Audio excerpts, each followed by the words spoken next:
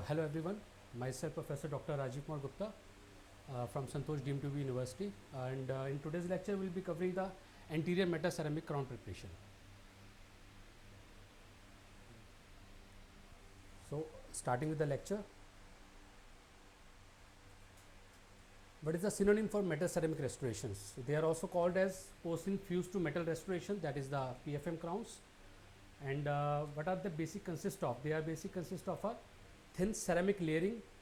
The layering is there, the ceramic layering is there over a thin cast metal coping that covers the prepared tooth. So this is basically, if we see the cross section of the tooth, over the prepared tooth we have a thin coping of the metal which will give us the desired strength of the metal, and we have a layering of a coping, the layering of a ceramic which will give you a aesthetic results. So it basically, the porcelain fused to metal crowns combines the strength of and the accurate fit of the metal coping and the cosmetic effect of a ceramic crown.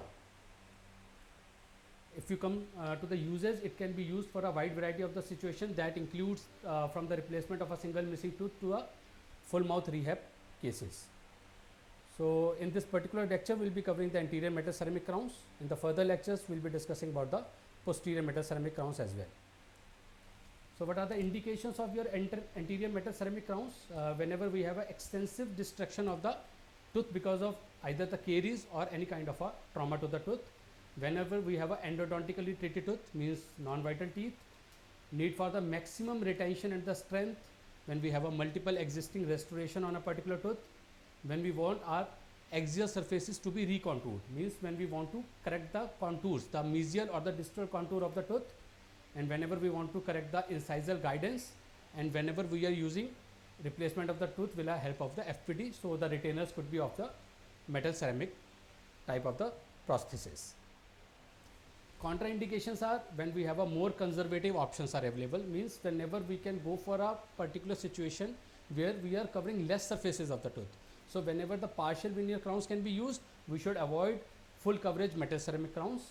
Whenever we have a adult patient in which we find the large pulp, so we avoid the more preparation of the teeth for which is required for your metal ceramic crowns, because the chances of exposure of the pulp is higher. Whenever the less than maximum retention is required, means the partial veneer crowns can suffice the purpose, we should avoid full coverage crowns. And whenever we have a more aesthetic demand, then we have to think in the terms of the zirconia or all ceramic crowns instead of a metal ceramic crowns. Advantages of the anterior metal ceramic crowns, the porcelain fused to metal crowns, that we have a good retention and the resistance, because these are under the category of the full coverage crowns. We can have an option to modify the contour of the prosthesis, and also we have a desired strength because of the presence of the metal as a coping material. Disadvantage, that we need to have a radical preparation, means more amount of the tooth structure has to be removed as compared to a partial veneer crown. Margin placements are demanding because we are working in the anterior segment, that is your aesthetic zone. So we have to be extra cautious that the margin should be placed equi or subgingivally. Sometimes we experience a brittle fracture of porcelain because of the difference in the elasticity limit of a two dissimilar material is been used, that is your metal and a ceramic.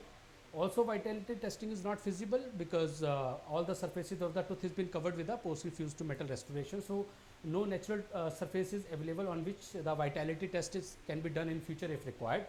Also it has a inferior aesthetics as compared to your all ceramic restoration. So your porcelain fused to metal crowns will have a better aesthetics than your all metal crowns, but inferior aesthetics as compared to your all ceramic restorations. So what all things are required when we talk about the preparation for anterior porcelain fused to metal restoration is, we need a lab knife with number 25 blade, we need a silicone putty. So these two things are required to fabricate a index before we start the preparation, so that in future we can see that whether the desired amount of the tooth preparation is being done or not. Then the round and tapered diamond burr, small wheel diamond burr, long needle diamond burr, and the radial fissure burr or the round and shoulder burr can be used for do the final preparation. So how we fabricate a putty index? So before we start the preparation, we would like to make a putty index with the help of the silicone, so that this index can be used for the future reference. So once we have done the preparation, whether we have done the sufficient reduction or not, how we can cross check it? We can check it with the help of the silicone putty index. So the first step is labial reduction. So first we have to do the placement of the depth orientation groove in two planes. So our labial surface is convex, so it is in two planes. So we have to make sure that the preparation what has been done on the labial surface of the tooth also has to be following the two plane reduction. So before we start the preparation, we have to have a depth orientation groove, which will give you an idea that how much amount or the desired amount of the reduction is been done or not. So round and tapered diamond is being used to do the preparation, and we are doing a 1.2 to 1.5 millimeter reduction for the PFM crowns on the labial surface. So if you see this photograph, we have two sets of the depth orientation grooves, because we have to do reduction in a two planes. And when we see the depth orientation grooves sets on the cervical end, we have three depth orientation groove as compared to the incisal end where we have two. So the cervical end is more convex, the surface is more convex. So more the surface the convex, more number of the depth orientation grooves is required to have a uniform reduction. And incisal half is bit flatter, so we can have a less number of the depth orientation grooves. So this particular photograph shows you that which two plane we have to follow. So we have two plane, one is your cervical half and one is your incisal half. So we have to do reduction in two planes. So one set of the depth orientation groove, as I said, we have to fabricate on the gingival half or the cervical half, and one set is on the incisal half. So gingival half will have more convex surface, so more number of the depth orientation grooves are required, and for the incisal half, the lesser number of the depth orientation grooves. So this is a clinical photograph on a typhodont, so that we can understand what angulation we are using of a burr to get a depth orientation groove. So when we are talking about the incisal half, this will be the orientation of the burr, which is exactly parallel to that surface. And when we talk about the depth orientation groove on the gingival half, you can very well appreciate the angulation what we are following. So we are doing the reduction as per the half what we are doing. So we are doing a two plane reduction on the labial surface. Now coming to the incisal reduction, the three depth orientation groove has to be made on the incisal half also. 2 to 3 depth orientation groove can be made 1.5 to 2 millimeter deep. So it is little extra than as compared to your labial reduction. In the labial reduction, we are doing 1.2 to 1.5 millimeter of the reduction, but on the incisal half, we are doing 1.5 to 2 millimeter of the reduction to get a better aesthetic incisally, because incisally we have to have a translucent area. If you see your natural teeth, we have a that incisal tip is basically translucent. It is just a enamel is there is no dentine. So to simulate that aesthetics, we have to have little extra clearance to be created so that we can get the desired aesthetic incisally. Also we are giving a incisal bevel. So what is incisal bevel? This is a 45-degree bevel to be given, which is inclines palatally. So we have to make sure that what direction we are following. So when we are not doing the bevel, what will happen? There will two things will happen. One thing will be unsupported enamel will be there, which can cause a problem in the later stages. And also this incisal bevel gives you little extra thickness of the metal, that is the extra structural durability of the material, because this is the area where you expect maximum load when patient is protruding the teeth. So whenever patient is protruding, this is area is gonna to have a maximum forces. So in that particular area, we want our thickness of the metal to be little extra, which will be provided with a 45-degree incisal bevel when we are doing an incisal reduction. Now once incisal reduction is done, we have to complete your labial reduction. So depth orientation grooves has been already placed. So it again, as I said, on the labial side, we have to have a two sets of the grooves. So accordingly, the reduction has to be done in two planes. So this is diagram is showing that once we are doing the reduction on the incisal half, and the second we have to complete the reduction with the reduction on the gingival half. So this shaded portion is your gingival half. So we have to do reduction in two planes, but that reduction in two planes doesn't mean that we create a step. It has to be very uniform, as in the natural dentition we have that very smooth convex surface. There is no undercut or a sharp point. So similar contour has to be followed when we are preparing the labial surface. So we are done with the labial as well as incisal reduction. Then the next step is your proximal reduction, means your mesial and the distal half. So here comes the role of a long needle diamond burr. So we don't use the directly the desired size of the burr, because there is a possibility we can harm the adjacent natural tooth. So if we are not expert enough, and if we have not done the right reduction, sometimes our burr might touch the adjacent natural teeth while breaking the contact, which we don't want to happen, because the tooth which doesn't need any reduction, we don't want any rough surfaces of that particular tooth, because that can lead to the food lodgement or the secondary caries region, or there could be little sensitivity because the enamel is wear off by the burr. So we have to make sure that we are using a long needle diamond burr to create a space for our regular size burr to create the preparation and the margins. So this long needle diamond burr also known as a contact breaking burr. So we are using this sharp burr initially to create a space so that we can use the standard size round and taper diamond burr for desired reduction of 1.2 to 1.5 millimeter all around. And also at this particular point of the time, we have to make sure that we get the right taper. So to get the right retention, we should have the right taper, that is the 6 degrees taper. So 3 degrees on each side. So I would suggest students not to try to develop the taper, because if we are using the right burr, round and taper diamond burr, so name indicates round and taper diamond burr. So the burr itself has a 3 degrees inbuilt taper. So if we keep our burr parallel to the long axis of the path of the insertion or the removal of the prosthesis, automatically the 3 degree taper will come. But if we try to develop that 3 degree taper, there is a high possibility that we tend to over taper the preparation, and ultimately loss of retention and resistance of the prosthesis will occur. So the 6 degree optimum taper is required. Then finally comes to the lingual reduction. So again, the lingual reduction, since the anatomy is such, we have cingulum on the lingual surface or the palatal surface of the tooth. So we have to divide the preparation into two parts, above the cingulum and below the cingulum. So above the cingulum, we are using a football or the wheel diamond shaped burr, so according to the shape. And below the cingulum, that is toward the gingiva, we are using a round and taper diamond burr to create a shoulder margin. So above cingulum, we are using a wheel shape or the football shaped diamond burr, because that is a concave area we have on the tooth, that is your incisal half, and minimum 1 mm of the clearance is required. So with these pictures, we will be able to understand it better.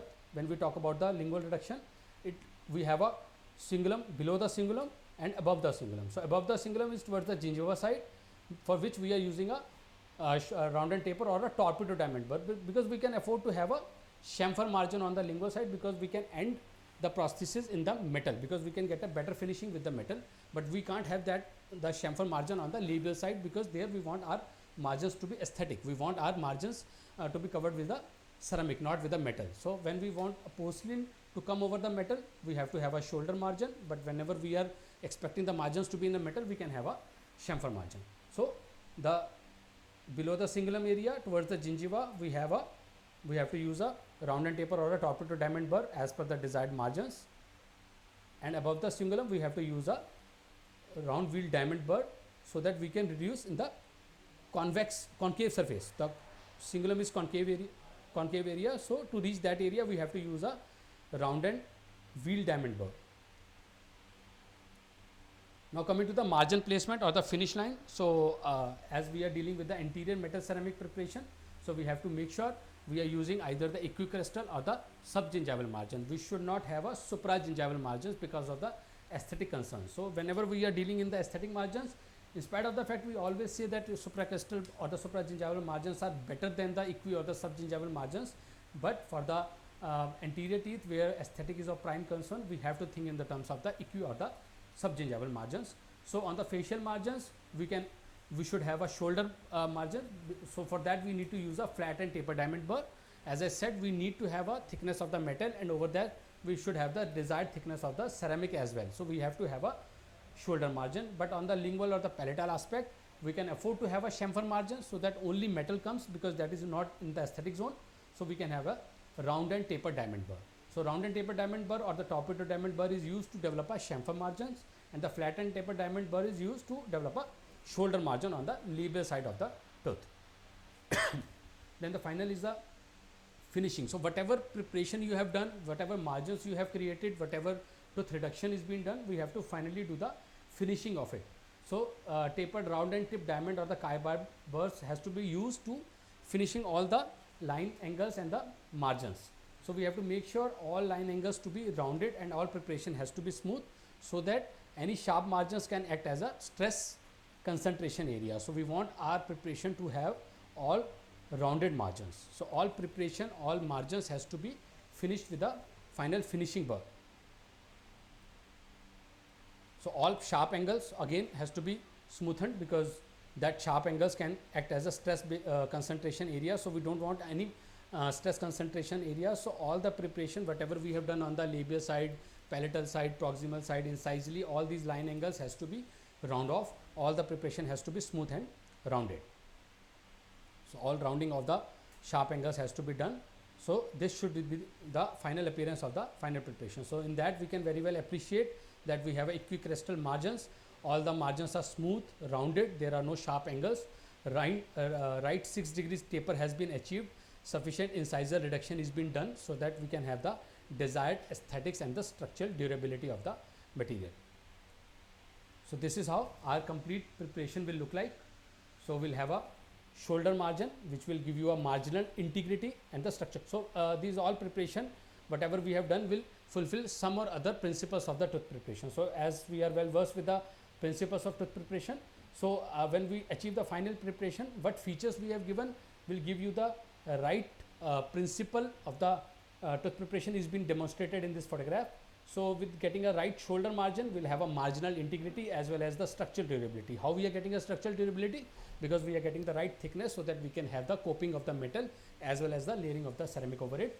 Then we have a vertical lingual wall, which is parallel to the opposing labial wall. So any opposing walls will give you a friction. So we'll have a good retention and the resistance. Then we have done a reduction on the cingulum area. So this area will give you a structural durability, because whenever patient will protrude, so this incisor guidance will be given by this part of the prosthesis. So all load will come on this particular area. So we have a getting a right structural durability. Then axial reduction means the opposite walls reduction. So any opposing walls will give you a retention and the resistance, also the structural durability, because we are getting the right thickness of the material. All rounded edges, the round angles will give you a structural durability, because the thickness of the material will increase. Also there will be no stress concentration, so the durability of the prosthesis will increase. So we are getting the right durability. So whenever we do the preparation for the anterior porcelain fused to metal crowns, there are some common errors we make. So as we discussed on the labial surface, we have to do a two plane reduction. So sometimes when we are following the first principle too much, that is the conservation of the tooth structure, so we are doing a insufficient labial reduction in the cervical area. And sometimes we are following a one plane reduction, means either I am following a incisal plane, or if I am following a gingival plane. So either of the plane, if I am following for the complete reduction on the labial surface, will lead to one of the errors. Either there will be an insufficient reduction, or there will be a excessive reduction. Also the error is flat reduction, means we have not followed a two plane reduction. The other error could be the margins are not following the crest of the gingiva. So we have to make sure whenever we are doing a preparation to develop a margin, we have to follow the contour of the gingiva. If we are not following the contour, it will either give you an anesthetic appearance, or it will give you a stepped margin, which can be a problem later on. So this picture will demonstrate that what errors we can make if we are not following the right labial reduction. So the figure A will give you the right reduction, means the reduction is been done in two planes. We have followed the incisal plane, incisal half separately, and we have followed the gingival plane separately.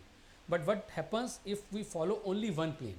So the picture B is demonstrating that we are following only the gingival half, the gingival plane.